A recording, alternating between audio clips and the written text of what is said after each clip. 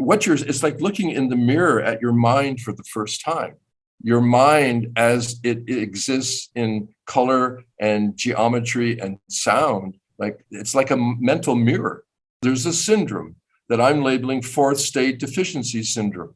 And this state is precious. We need this state. And part of what I do with the NeuroVIZR is help people have this state in a controlled fashion without substances and get used to a rarely visited but highly normal healing state of a melting away of ego and gorgeous colors and visions and geometrics and all of this. We are made to do this. We are made for it.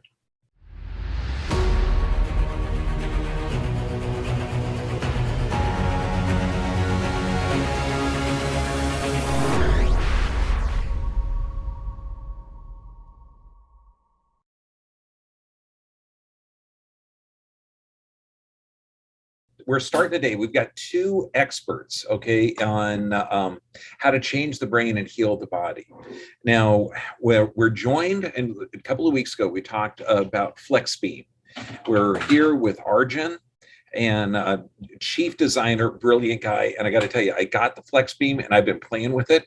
And I've got one that we're starting to incorporate it in the office, and I'm sending it home with people to experiment. That's bitching.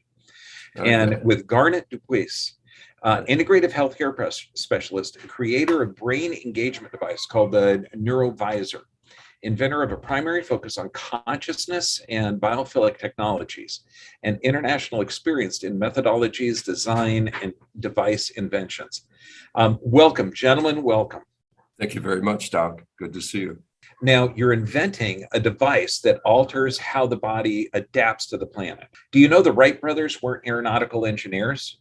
They were bicycle mechanics. Well, I'll go with that. Okay. Thank you much. Okay. Right. Einstein was not a physicist. He was a mathematician, but he changed it. So when you're looking at innovations to industries, typically they don't come from within, they come from without. Thank you. So, yeah, I mean, so please, I just want to preface that. Share your background, if you would. How'd you invent the NeuroVIZR? Make it short and sweet. I am born in Canada, a naturalized U.S. citizen. I've lived around the world in a number of countries. I've been living here in Thailand full-time for about 12, 13 years, part-time 18 years.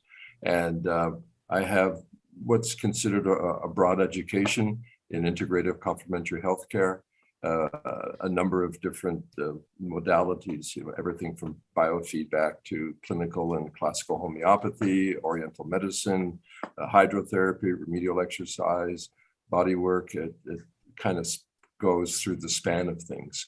And I began working with conceptual designs and technology about 25 years ago, found out that I have a talent for it. I've been key to developing a number of different devices. I've lectured around the world. I've taught neuromodulation in major universities in West Coast, in the Marine Corps, naval hospitals, Navy SEAL, a bunch of stuff, Bulgaria, Hungary, Japan. So I've been around for a while, and it's a skill that's developed over time. My primary interest has always been and still is consciousness.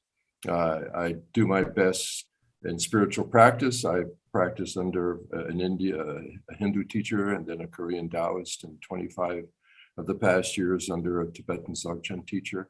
That's very important to me. It's a basis of things that I work with. And although it may not seem related, I also do wild animal conservation work here. I specialize in Southeast Asian apes and gibbons, and I've lived and slept with them for a long time. So even my best friends, and I'm proud to say, don't know how to describe what I do. In the past, I had two good friends ask me on the side, they said, listen, tell me the truth. And I said, what? They said, are you CIA? And the answer is no, I'm not CIA, but I've had a remarkable stream of fortunate opportunities, and they still exist today. So that's a little bit about me. So Yeah. you're the new form of Wright brothers, developing different technologies to change the brain. The sensory brain engagement. Okay, sensory brain engagement. Is that different or like a conventional brain entertainment?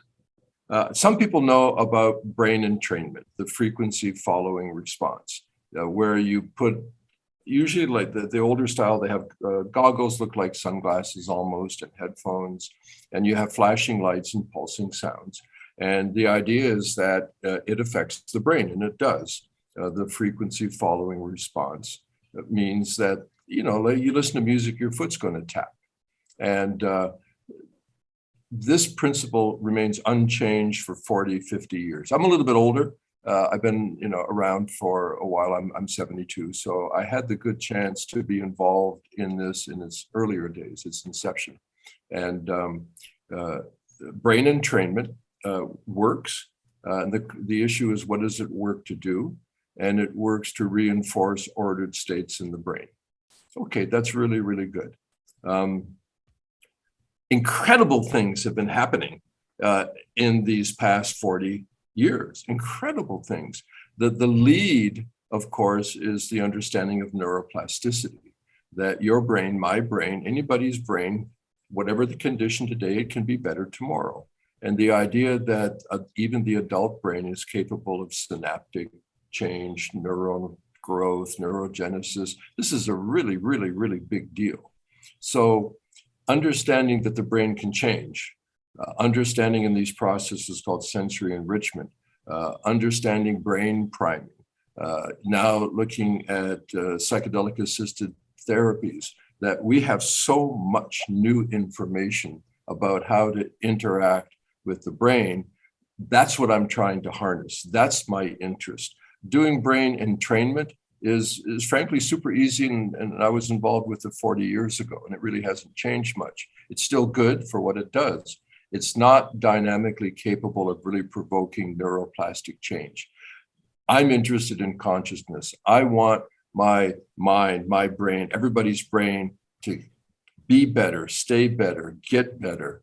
And that's my goal. So I'm trying to find terms for it. You know, Doc, words are great, and they're also tricky. So that's why I'm trying to call this thing, to differentiate it from brain entrainment. I call it brain engagement. That's neuroplastic theory, or brain enrichment, that's sensory enrichment theories. The idea is you can kind of, sometimes I say it's brain exercise disguised as entertainment. There are lots of ways of trying to characterize this thing. What it is exciting. It works, and when you experience it, you have some taste. So I don't know. That's kind of a little, teaser about the concept that stuff is changing. We're learning things now, and how can we work with biophysics and not just biochemistry? I mean, last time with Arjen, biophysics. Listen, you're a DC.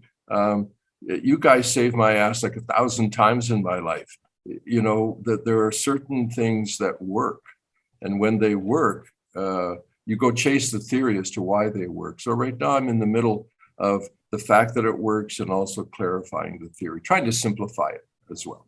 That's all we do. And one of the things that traditional chiropractic, which is a lot of chiropractors are moving away, is changing proprioception.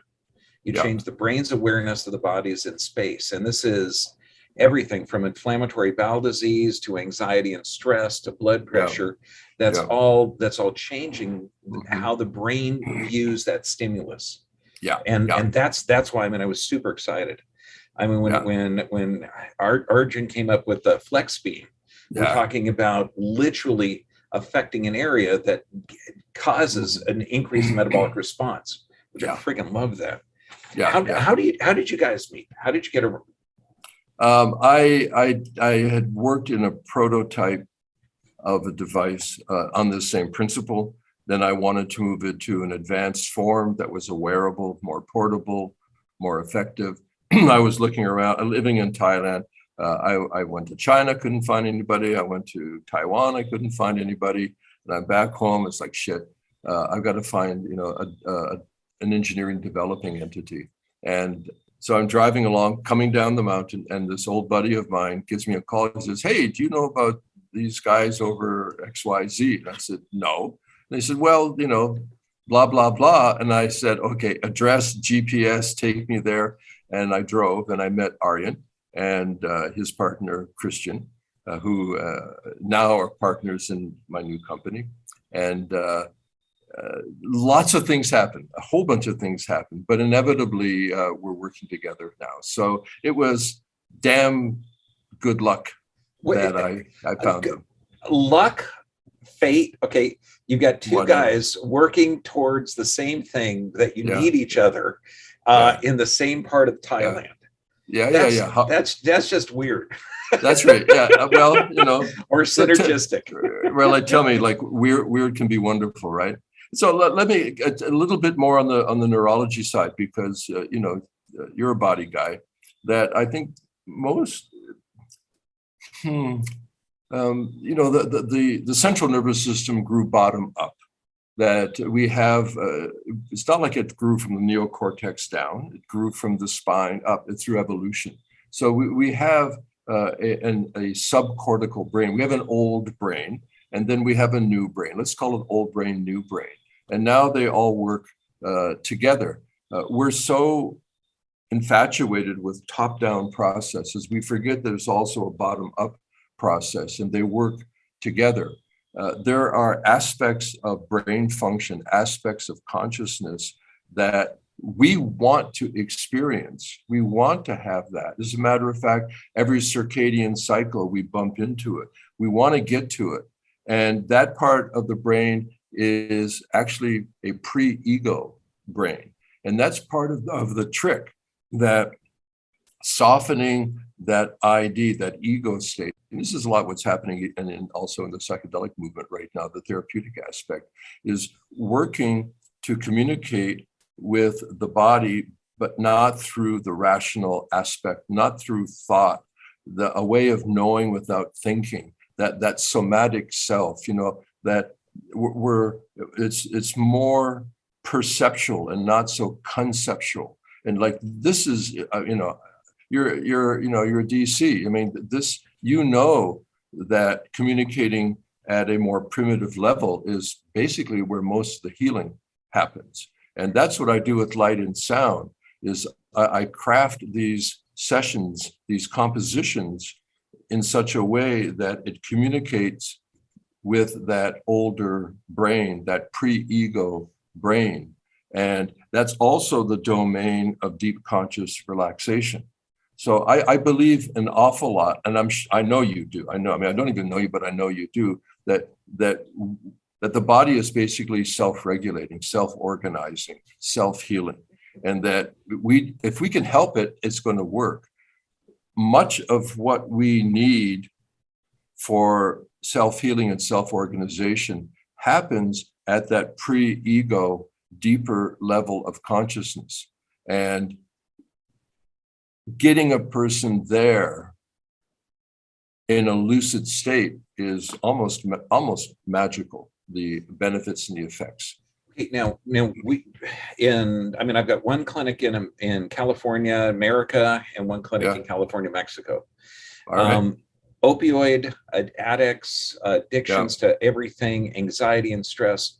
We've got a clinic in Mexico that we work with that does psilocybin, ayahuasca, 5-MeO-DMT, the frog venom. And it's wild because these are short burst. Microdosing is popular, and I know that's one of the questions that you worked on. What is the visor, the NeuroVIZR, do? Does it has a similar effect as microdosing, or how does it happen? Okay. I think to make it, because we have to be a little bit quicker. This is like sit around all day kind of talk, to really think about.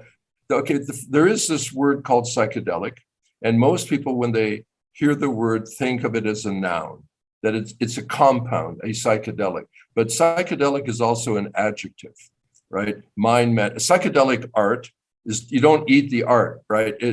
That there's something about the art that relates to this mind expansion state. So that's the first thing, is that there are ways of mind manifesting. There are ways of the entheogenic, it's natural. In our circadian cycle, twice a day, most of us don't even know it. We go through that hypnagogic and hypnopompic state as you go from sleep, wake to sleep, and then sleep to wake. That we, if you want to use the word, we trip naturally. And this characteristic, it's usually called non-ordinary states of consciousness, or it's called altered states of consciousness. This makes it sound like for the mind to be lucid and to have visions, to soften the boundaries of ego, to work symbolically and creatively, that this is natural for us. And because it's uncommon doesn't mean it's abnormal. That's very important. Just because it's uncommon doesn't make it abnormal. That it's a normal state. Our brain has the capacity, with or without compounds, our brain has the capacity to do that. It's a healing state. In the tantric literature, it's called the fourth state.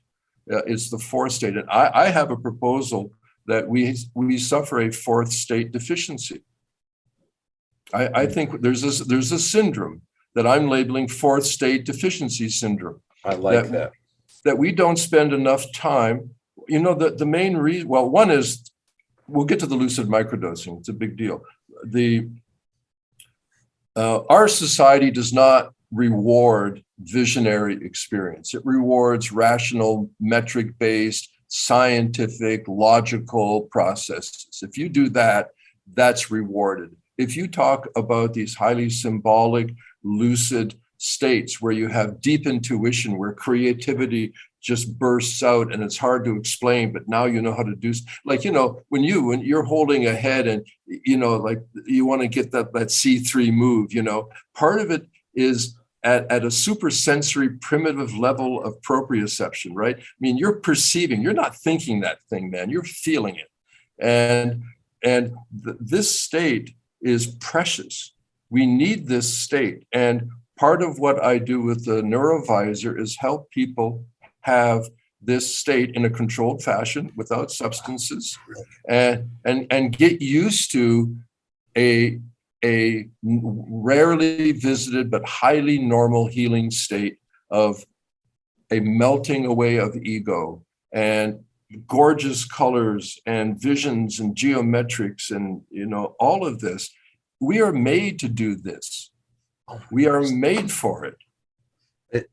Garnet, this is exactly what I try and teach the doctors. Okay. When they're working on a people, the intention of the doctor has an effect on the body. So it's present time consciousness. Yeah. And I try and teach the patients to listen to the doctor within. You Yes. might not need a supplement every day. You might not need to do this. Absolutely. Listen to the body, listen to the doctor within, listen and feel how that body is responding to your touch and what energy are coming off. Yeah. But to make that feeling, like you call it fourth state of consciousness. Fourth state, that's right. To make that tangible. And you can, when you get, because I've been doing it for probably 20, 22 years, I was introduced to it and start to get more and more in tune that the body's more energy than matter.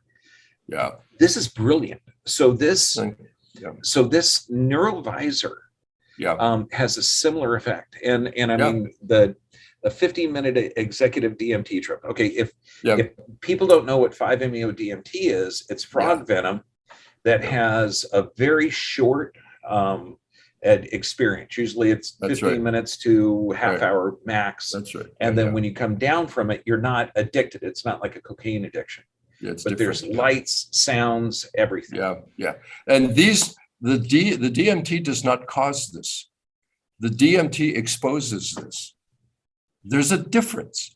Because these states are common throughout history and throughout mankind, mostly in indigenous or traditional cultures. Why? Because we're so stupid that we fry our eggs every day until we have to fall asleep.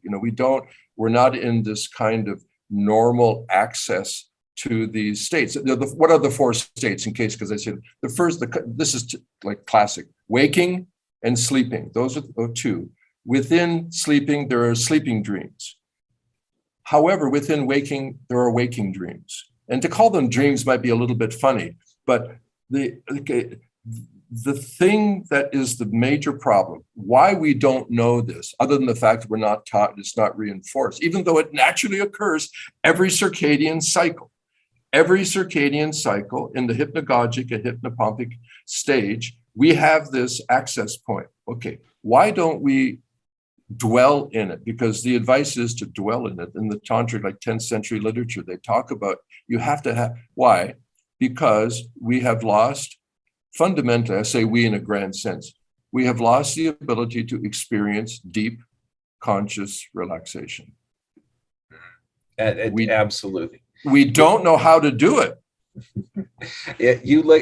To teach the average Joe to get in that meditative state and to get to that O state, to where your immune system, your parasympathetic can take over, is so challenging in our oversensitized world. I mean, we've got constant sensory input all the time.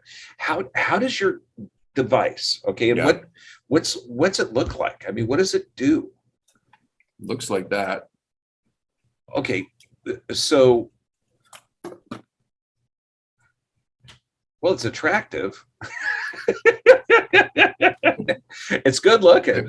Okay, now, hang on. Now, So it uses what does it do? Does it use light and sound? Yes.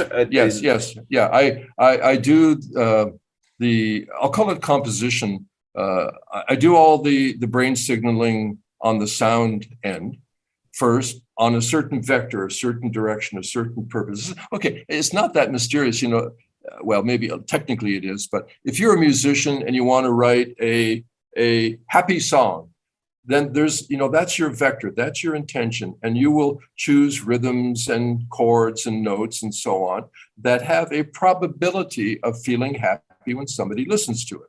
Right. So in brain neurology now, there's enough information that we can have a propositional template of what kinds of signaling tend to create what kind of state. So each session has a kind of a vector or a theme or a goal, what I can call a probability state. Then when I have it all sound crafted, then I go into the entirely original software that I designed, that a programmer made, with the device that Arjen is the chief engineer that put it together. Thank you, Arjen. That I then do what I'll call the light choreography to it.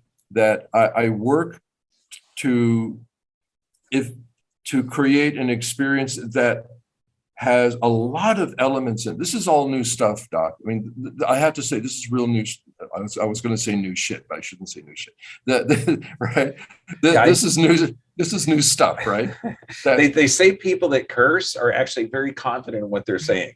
Well, then I'm holding back my confidence in that case. Okay. So, but the idea is that, we have to learn. Okay, let me put it in this framework, maybe as a kind of idea. Sensory enrichment processes they started off in the 50s. Hebb is actually Canadian, and now they're used in autism. They're used in dementia.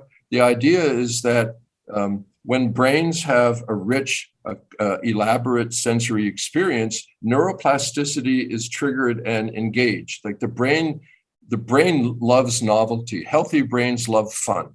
So when you make a sensory enrichment method, because I work on principles, right? It's like, I'm a smart guy, but I'm not making this stuff up. I'm interpreting it from existing research. So, I mean, this stuff is there. 5 things. If you want to create neuroplastic excitement in the brain, first thing is take 2 of the senses and combine them, like touch and smell, right? Or in my case, light and sound. That's the first thing. Put them together.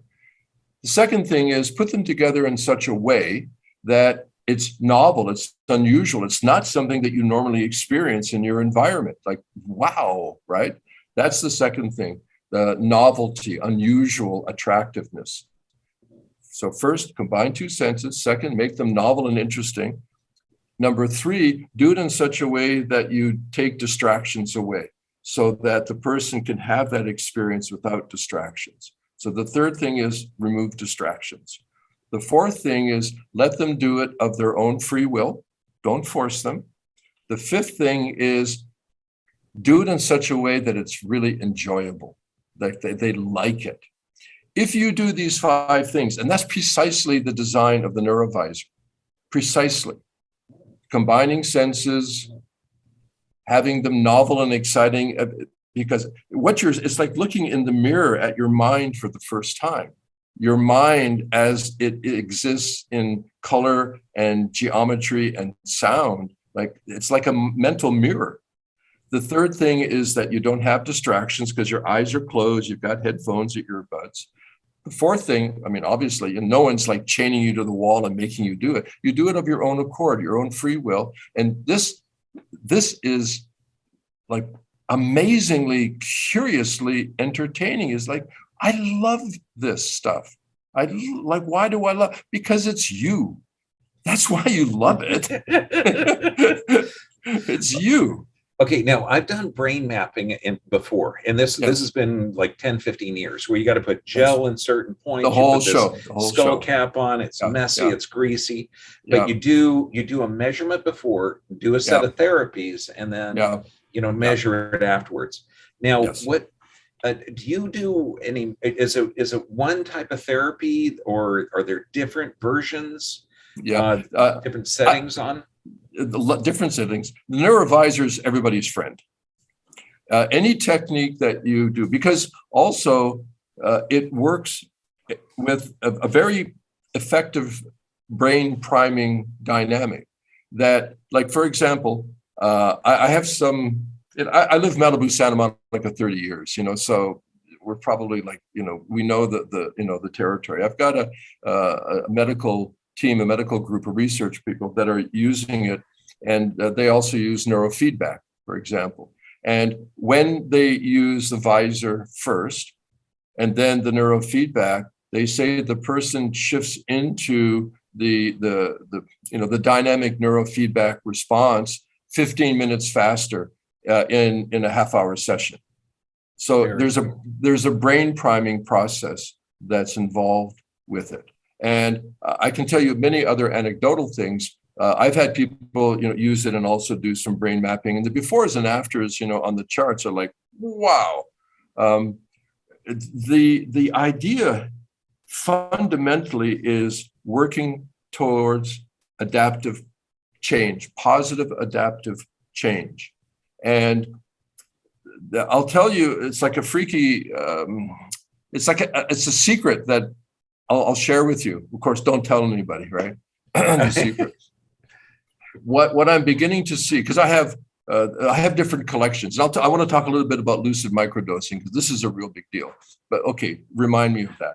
That what I'm noticing from the feedback is that it does matter, but it seems like it doesn't matter as much as I thought. That a person can do almost any session, because you have choices of different sessions, right?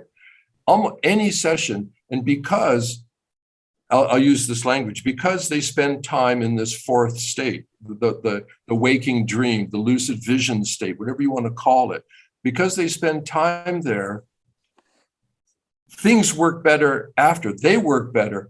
So many techniques or technologies that are like frustrated aren't really getting the result. Suddenly they get the result. And my suspicion is that, okay, I'll say it this way. In self-regulation, 4 states, if a person doesn't sleep and you try to treat them and muscle tension and they're not rebound, if they just get some sleep, all of a sudden your shit works better, right? Why? Well, because it's a fundamental circadian regulatory need. You got to get sleep, my dude. You got to get it, right? Mm-hmm. Well, guess what? We also have a fundamental regulatory need to spend time in a deeply relaxed, lucid visioning, waking dream state.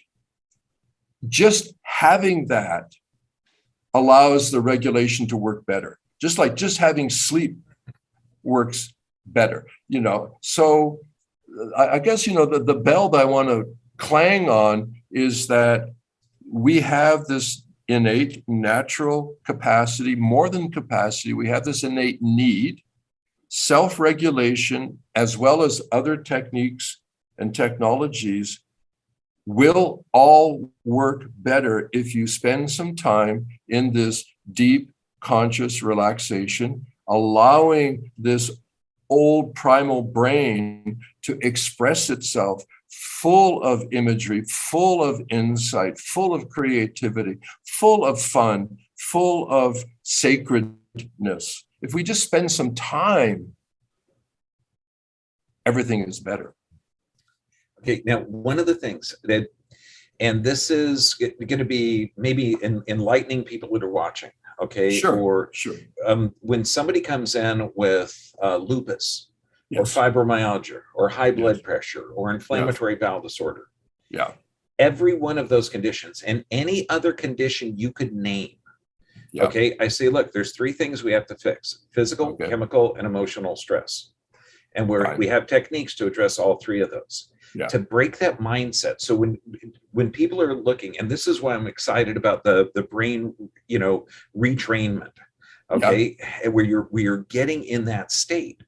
It's to help your physiology, to help your adaptation to the environment. Okay, so if it sounds like, man, this thing will fix this and this, it's like Tylenol, should be sold out of the back of a covered wagon. This is good for menstrual cycles, headaches. It's good for everything. It's ridiculous. But your device affecting the brain, because the brain is responding correctly based on the environment. Nobody has high blood pressure. Their body is responding correctly based on the stimulus. Yes. So your device changes that stimulus, changes the brain's response to that. That's my point of view. Yes. God, that's cool. That is so cool. Yeah. Well, okay. Analogy. I like analogies, right? Let's imagine a person. Okay, maybe they're vegan or whatever. That's not the point. But let's say they have a B12 deficiency, right? And they don't feel well, and all the things that they can feel like, right? And no matter what you do, no matter what they do, I try to exercise. I'm getting better. It's like, what's wrong with me? And they get a vitamin B12 shot. And all of a sudden, so many things that were not working well start to work well. Why? Because there's a fundamental deficiency. The body-mind needs certain experiences or nutrients, whatever you want to call them. There are certain needs. You have to have clear waking states. You have to have sleeping dreams for memory consolidation and emotional resolution. You have to have deep sleep. Or else, you can make any animal sick. You can make any human sick if you deprive them of those things. If they also are deficient in fourth state lucid visions, they will not be well. And techniques won't work as well as they should. Something is missing. Yes. Oh my God. Something is missing. Okay, I'm supposed to be in Thailand within like 3 months or so. I'm trying to, arrange a bunch of stuff. We got to hook up. You were right. This is a conversation meant to take place at some spiritual area where we talk about just dynamic stuff. Yep. Well, come on, man. Just tell us when to pick you up at the airport. It's no more. It's no more complicated than that. Day and time. That's it. Oh God, I love you guys. Arjen, okay, you made this, okay, and you've been patiently sitting there. Yeah. Okay. And your flex beam is outrageously freaking fun. I've been experimenting around with it. I bought one for our house and one for our clinic. So I'm going to be giving it to people with certain instructions. You've got, and for people that don't know about it, it's got 3 settings: superficial, medium, deep, and deep penetration. You get, the sessions last around 10 minutes, and you get about 4 to 6 sessions per charge. Okay. Yeah. I love it. Okay. It's wonderful. What's the technical aspect of the NeuroVIZR? What is it? Like, does it have a negative electromagnetic field if people are freaked out about that? No. No, Do okay. you, So basically, what makes it special, I think, is the spectrum of light that we're using and how we have managed to attune that to what the brain wants. And that's a process that took quite a long time to find the right light sources, to find the right light angles, the right brightness, the right way of switching it, the right aspect ratio. And there's a whole bunch of things that we had to figure out whilst developing this device. What is the right distance from the eyes? And basically just fine tuning it. We have spent just on the technical development of this device around 4 years. So a pretty long time, and learned an incredible amount of things during that time. And it's been a fantastic ride so far, and I think we've only just broken the water now. We're going to go very far with this. I'm quite convinced, and yeah, for me as well, this has made a huge difference in my quality of life and my overall brain functioning. For me, what I like about it most, I think, is that I found a way through this device to have much more grip on how I feel. So it is, amongst things, also a bit of a mood modulator. So if you have some stressed out moments, or you feel, your mood isn't where you want it to be, then you can use this, and it allows you to, it gives you the chance for choice. So and what using are this the device, what are the settings on it? Like how would you know? Because I'm going to be giving this to, say, parents of an autistic kid. I'm going to give it to somebody that's got severe anxiety or stress, somebody that's got severe physical damage, somebody with autonomic dysfunction, like bowel disorders or high cholesterol. Are there different settings for that? Like how? I'll jump there, because that's the thing that I do is I make the sessions for certain purposes. Oh, cool. So, So right now, they have names, and the names are pretty much like self-explanatory, laser focus, or, big piece, or sleep angel, the names, and there are short descriptions. It's pretty like, oh, okay. Like for the sleep thing, one of the things that we're noticing is that people are sleeping that don't sleep. I've had people that have not slept for 10 years. They're chronic insomniacs. They use sleeping pills, the whole thing. And I also, some people heavy PTSD, some in medical clinics that are using it, some like Marines, that are like shattered. And I can't make the bold claim, but I can tell you anecdotally that I know of one woman, I got today that she, one 11-minute session per day for 1 week. And she was even agoraphobic, everything, PTSD, like total out of, and she's sleeping. And this is one of the most common reports back. And I think, and that's the secret that it's not so secret if I'm talking about it, but that, there are sessions designed to enable sleep. Some, you could say, are more sleep training. They help you let go. You use it during the day, so you learn how to let go. And then there's another that is more sleep induction, right? So training and induction. But what we're seeing is that it's like, just like do what you feel like you want to do, like what your issue is. And because you're spending some time in the fourth state, lucid visions, self-regulation overall improves. I'm going to write. I write a lot, and I'm preparing to write yet another paper that I'm thinking to call it "Sleep Disorders: A New Theory and Solution." I think more and more, many, not all, but many sleep disorders are occurring because of a fourth state deficiency syndrome. Amen. Amen. That's the reason. That's the reason. I've got multiple courses on how to reset your circadian rhythms. Bravo. Because you can't, this is when your body regenerates. You cannot, Yep. you're never going to hear somebody with a chronic illness or disease like cancer or anything else go, man, I slept great last night. No way. Absolutely. Never. And also their waking state lacks clarity as well. It's a foggy, their waking is like a foggy, dreamy, why?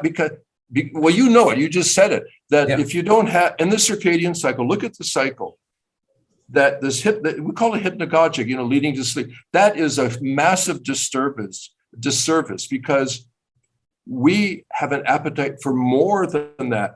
That it's a drowsy thing. Most people don't even know it. That you don't even know it. We're so fatigued that we go right from being awake into sleep, where in the circadian, we should go from waking, we should go into lucid vision, fourth state, into lucid dreams, into sleep, lucid dreams, sleep, waking dreams, and awake. This is one of the things is that people that spend more time in lucid vision, fourth state, automatically start to have more lucid dreams. Fantastic. Automatically. And that's when tissue production occurs. There you go. REM state of sleep, man. I describe it like you're in a coma. Most of your body's energy is going for tissue production and repair. And then when you complete that 90-minute cycle, you become massively more aware, eyes open. So how to prepare for sleep? Oh my God. Okay, so what do the sessions last? Like how long are they? 11 minutes. I do it neurologically. The average brain has peak attention for 10 to 12 minutes. Then you can have one refresh button and you can get another 10 to 12 minutes. And then all your local neurotransmitters are depleted. And then it starts to have a lag. That's why TED Talks are, 18, 20 minutes. That's why TM meditation is 20 minutes. That's why the Halo, which is, the motor neuron brain priming, you do it for 20 minutes. That's because you get a strong shot in around about 11 minutes, and you get another shot for about another 10 minutes. And after that, nobody watches TV anymore, but the half-hour TV program minus the commercials is 22 minutes. And there's so many things that we do along the timing of the physiology. Like if you put human tissue under a force loading, after 18 minutes, that crosses this plastic elastic deformation curve. REM state of sleep lasts 90 minutes, okay? We separate our adjustments by 90 minutes and have them do cross-crawl exercises in between. So if anyone's listening, this is multiple areas of physiology have to do with the timing of a human body. Yeah, the ultradian cycle. Within the circadian, there are all of these minor cycles. And the 18 minutes, the I did a lot of myofascial stuff, right? And that it's crazy that brain frequencies also have harmonic with body frequency. And by the way, that's built into the NeuroVIZR. So there's macro signaling, meso signaling, and micro signaling. And the meso is when I do the harmonic body pulse rates that are harmonious to the fast brain flickering rates. That the body has all of these resonant frequencies, and they must be in harmonic coherence. So that's built in actually into the VIZR as well, plus other things. Really? Okay, so are your eyes closed or open during this? Closed, baby, all closed. Okay, closed. Okay, beautiful. How much does a unit cost? I think right now our retail is $1,200 with a full load of sessions. Okay, and do you load the sessions in there? Like, is there a monthly cost on it, or you just buy? No. Yeah, you right now you get it. You use a smartphone. There's an app, and you connect to the server, and you can go on Wi-Fi. Or if you just want to put everything in your phone and not use Wi-Fi, you can do one download. It's up to you. And you use the phone. You plug in your headphones to the phone. So yeah, it's real simple. Okay, and it's a battery operated or connect to the wall? You plug it in and charge it. That's Arjen's world. So that you charge it like you charge your phone, and then you use it, and then you charge it again later. How many sessions can you get out per charge? Arjen, what's your thing on that? Oh, a lot of sessions. A lot. My experience exactly is how many sessions, but many hours of use. Yeah, a lot. Yeah. So it's not like, oh shit, the only thing is, turn it off after you use it or you'll drain your battery. But other than that, yeah, it's really, it has a lot, it's got a lot of life. And if you wanted to, you could even plug it in and use it as well. But, Okay. the battery's real good. It's real good that way. Yeah. So I'm going to be getting one for the clinic, one for home. I actually have, 5 people now living at my house, and I'm only married to one of them. So I don't want to hear it, man. I don't want to hear it. No, it's not Three's Company. They're friends, and okay. Yeah. It's a wild place. Hey, listen. I'll say next time, because I guess it's a time thing here. Yeah. That I would love, if you're willing and open, I'd love to talk quite a lot more about the applications in lucid microdosing, because there's an entire set of sessions specifically designed around microdosing, Stamets protocol, Fadiman protocol. The whole thing is enabled with or without compounds. Also, I've begun very amazing discussions. I won't say names or the company, but it's leading North American psychedelic research assisted therapy. And they say that an issue they have is there are people that are phobic, that they don't want to do psychedelics, they're afraid.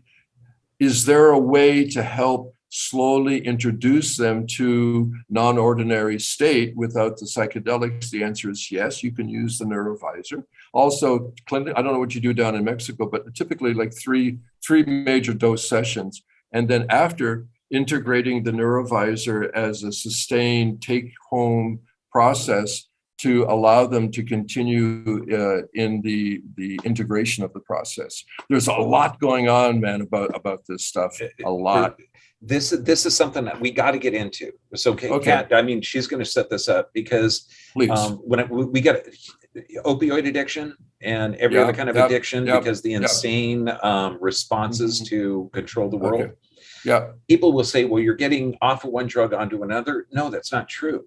No, it's not true at all. When you're looking at ayahuasca, you're looking at psilocybin, 5-MeO, these things that the brain is looking for something. Yeah. Okay. And they're trying to get it through the opioids because you got opioid receptors. So or through some other chemical that has a toxic negative effect of the body. Yeah. You've got to change that brain, change that body. And these actually help people get off of addiction. Okay. If your device can induce a similar thing. Yes. Oh my God. Well, rock and roll, because, I'll make a point again, maybe it's semantics, but the compounds don't cause the state. They enable a pre-existing, we didn't get into the entropic brain theory and Carhart, Harris, and those folks. The entropic brain model is the perfect model to understand this stuff. And we will talk again, like I've plotted, Campbell's The Hero's Journey. The hero's journey is the proto-myth because it follows the proto-brain. Right? Actually, every circadian cycle is the hero's journey. Actually. Love that. God, I love that.